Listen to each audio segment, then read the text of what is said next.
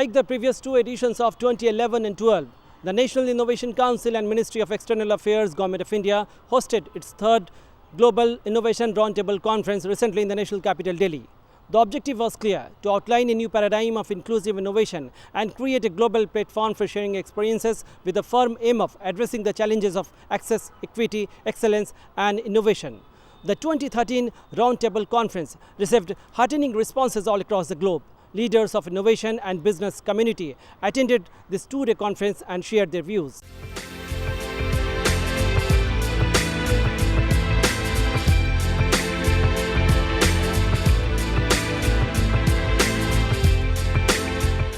We are delighted today to have innovation experts and leaders from 20 different countries coming to India to attend Global Innovation Roundtable organized by National Innovation Council and by Ministry of External Affairs.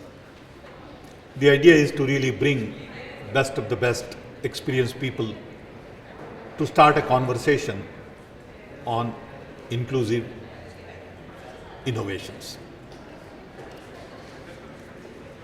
Indian government declared 2010-2020 as the decade of innovations. Based on that, government established a National Innovation Council to really promote innovation at all levels. Council decided that innovation is more of a platform, and it is not just about what happens in science and technology, fancy products, but also about innovations in government, education, health, social sector, delivery of public services, financial systems, and of course, in science and technology, universities, factories. We need innovation to improve productivity, efficiency, reduce cost. And the key is to really design products and services for the people at the bottom of the economic pyramid. Delegates who attended the session had different views on innovation, and some of them termed this conference exciting, while others talked about their government stance on innovation. It is a very exciting conference. Mr. Pitroda is, of course, one of the most famous in the world on this topic. And what is very intriguing is to hear these several experiences from all over the world. And to my mind, if I may say it in modest terms, I notice already today that many countries, including India, are really now trying to set priorities. And also with regard to innovation policies, that they are going for long-term goals, 2020, and that they are also trying to bring technology to the masses of the people. With regard to innovation policies, we have actually started a brand new kind of approach, and that is to bring together, much more than before, the triangle of government agencies, public research institutes and universities, and the businesses, industry. And that is very important. And we have actually identified 9 what we call top sectors, where these 3 corners of the triangle are working together. And within this cooperation, the very most important thing is that the knowledge institutions we have understand that they have also to deliver in order to promote economic growth and social development. In the fields of agriculture and in the field of high-tech, water technology, the domains where we are very strong, that we are really making steps forward. And not only in the country itself, but especially on the global scale. The government is interested very much in innovation and to make development innovation process. And they recognize that innovation is very important, not only for social and economic growth, but it helps a lot of many challenges. Our strategy is divided into main three parts. We can group some initiatives in the first layer who are focusing on building the innovation and linking the innovation and entrepreneurship infrastructure. The second layer is focusing on empowering the businesses through startup support. We have many initiatives and programs to support the startup companies. The last layer in our strategy is focusing on innovation recognition, and this is to foster the culture of innovation. We have many awards programs for students and for ICT companies and for individuals at large. Well, we're an international organization, so we bring together lots of different countries to work on innovation policies. We also do a lot of work on measuring innovation policy. And one of the big issues which we work on is trying to look at good practices. I mean, I don't talk about best practices because I think you have to be really careful about that. But I think we're trying to look, well, what does really work around countries? Can we draw some general lessons which can be helpful for policy people?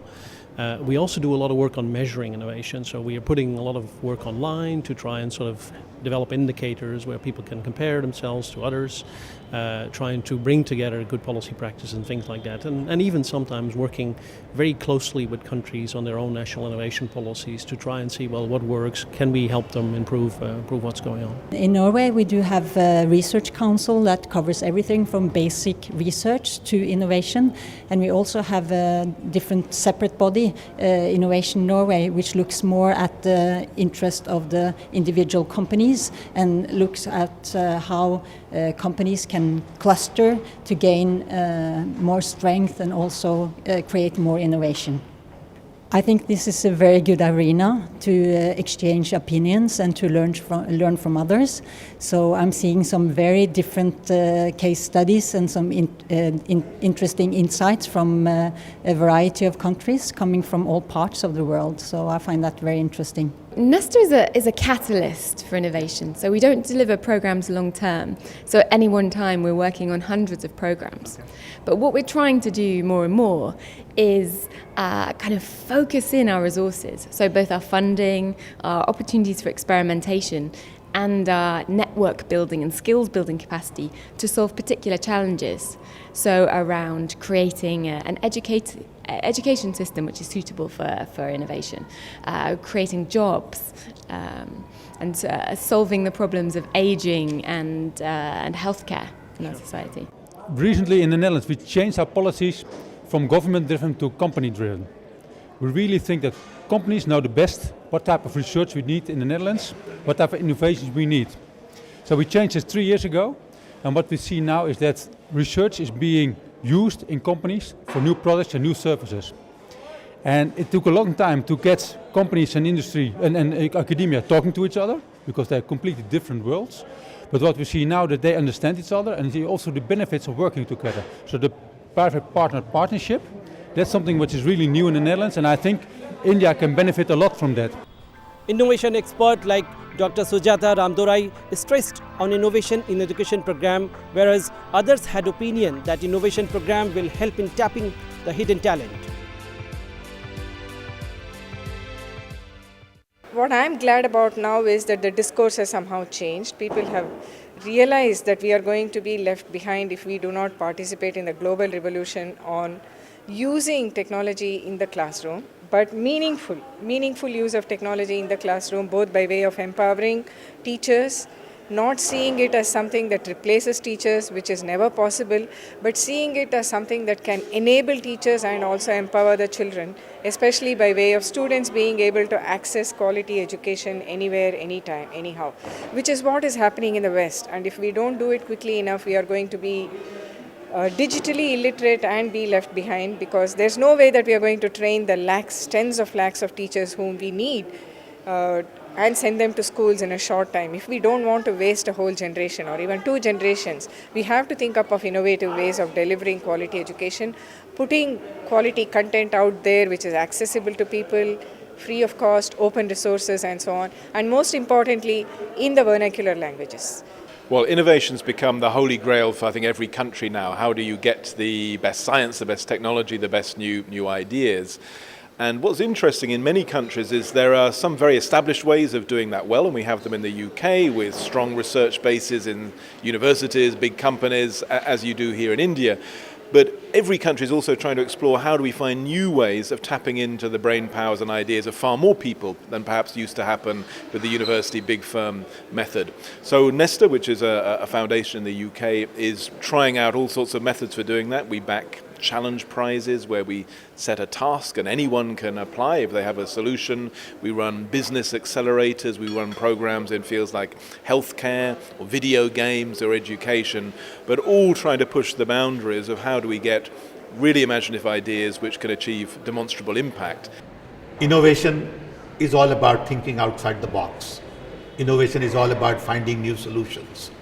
And we are really trying to encourage people in our country to think differently. Find new solutions, use new technology, whether it has to do with web or biotech, nanotech, and sometimes we feel innovations really need to be seeded in schools, colleges, and early in your life so you begin to question things. Innovation is also about changing mindset. We need to change the mindset of the people. So people begin to question almost everything we do. I've been saying recently that at times I feel we have 19th century mindset, 20th century processes, and 21st century needs. We really need significant change in the mindset.